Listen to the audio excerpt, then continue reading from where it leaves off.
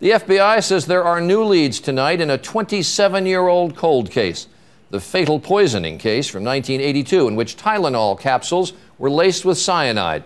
That case sparked nationwide fear and led to changes in the way drugs and food are packaged in this country. 7 people in the Chicago area died, and our chief investigative correspondent, Brian Ross, is here tonight. Brian, what are the new leads?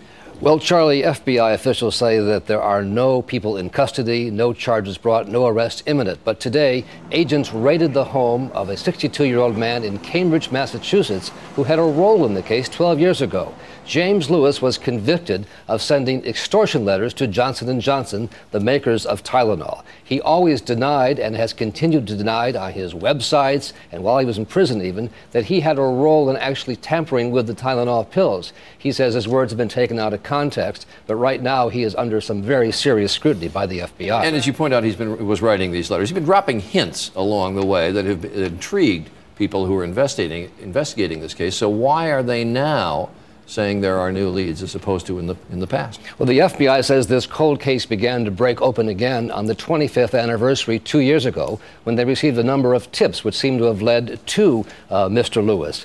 He says his words have been taken out of context, of course, but those tips about the unsolved murders, no one's been charged in the murders, have now led to this new scrutiny. And as I mentioned, all of this did change the way we get our medicines and our foods much more tightly packaged. You recall the nationwide scare about Tylenol went on for months. Indeed I do. Brian Ross, thanks very much.